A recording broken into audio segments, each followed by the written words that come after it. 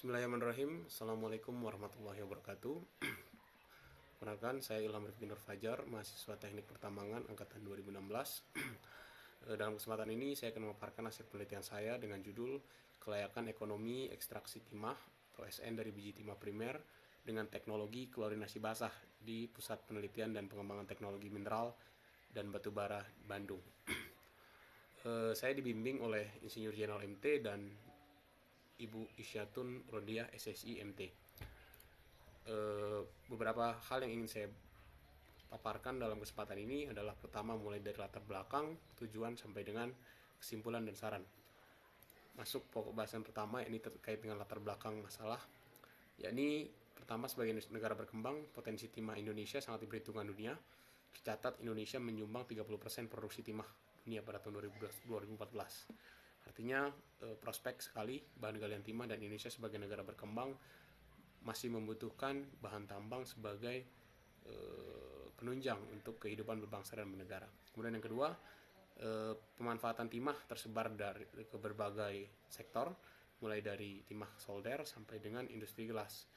Ini juga peluang untuk industri timah ke depan. Dan kemudian yang ketiga, perlu inovasi dan diversifikasi pengolahan dalam biji timah agar biji timah yang dihasilkan memiliki nilai manfaat yang lebih baik ke depannya, sehingga perlu dilakukan kajian secara ekonomis terhadap rencana tersebut untuk menentukan layak atau tidaknya proyek tersebut untuk dijalankan. Tujuan penelitian saya ada tiga lebih kurang. Pertama, mengetahui biaya investasi, kemudian yang kedua mengetahui biaya produksi, dan yang ketiga mengetahui kelayakan ekonomi dengan tinjauan dari NPV, payback period, dan internal rate of return. Metodologi penelitian yang saya lakukan, pertama saya melakukan studi literatur.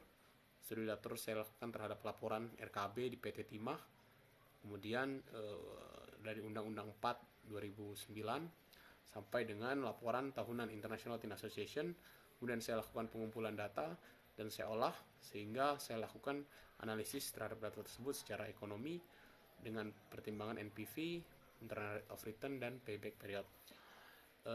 Sehingga pada kesimpulan terkait dengan berapa biaya investasi, biaya produksi, dan bagaimana kelayakan rencana pabrik ini. Ini data yang saya kumpulkan mulai dari teknis pengolahan sampai saya bentuk cash flow rencananya seperti apa. Nah, ini data ekonomi yang saya dapat dari berbagai sumber. Yang pertama, ini mengacu pada kurs rupiah periode tanggal 20 Mei sampai dengan tanggal 2 Juni, dan juga informasi rincian lahan yang digunakan adalah 10.000 meter untuk pabrik dan 20.000 meter untuk infrastruktur.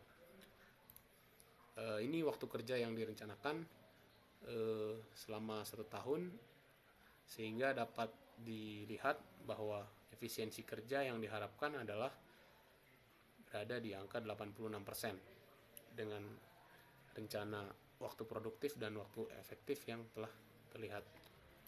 Berikut adalah data-data alat yang dibutuhkan, baik alat utama ataupun pendukung, sampai dengan alat teknik dan manajemen. Dan ini perhitungan gaji yang saya lakukan. Pertama, saya menghitung gaji selama 1 tahun, kemudian ditambah dengan THR, ditambah dengan biaya BPJS Kesehatan, dan ditambah dengan biaya BPJS Ketenagakerjaan, sehingga didapat gaji yang harus dikeluarkan untuk para pegawai selama 1 tahun adalah 418 juta 434.000. Ini perhitungan owning cost yang saya lakukan. Pertama, saya menghitung penggunaan selama 1 tahun, kemudian juga menghitung trade in value, depresiasi, penanaman modal, sehingga didapatkan total owning cost yang dikeluarkan selama 1 tahun.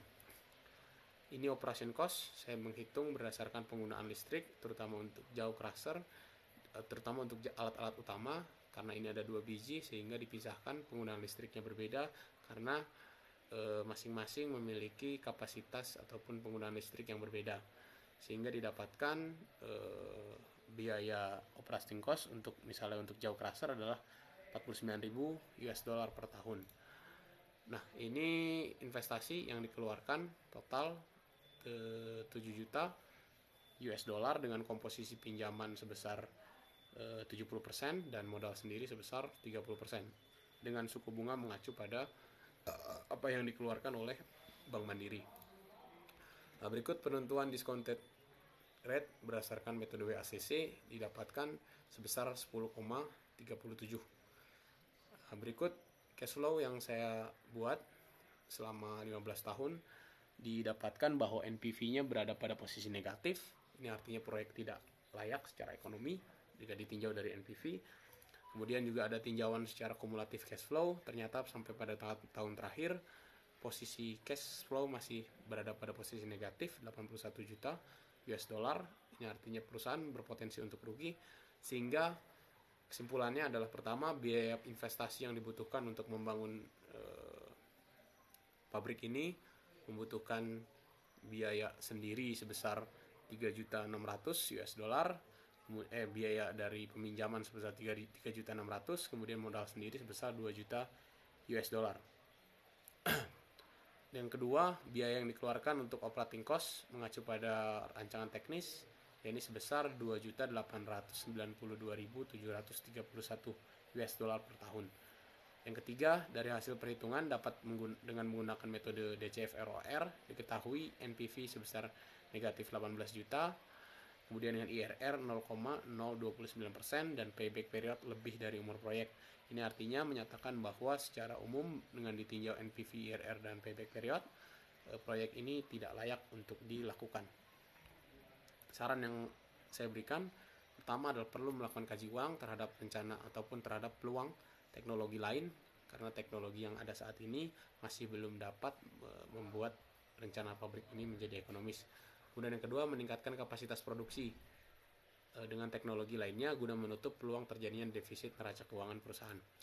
Baik, demikian pemaparan yang bisa saya sampaikan. Lebih kurangnya mohon maaf. Assalamualaikum warahmatullahi wabarakatuh.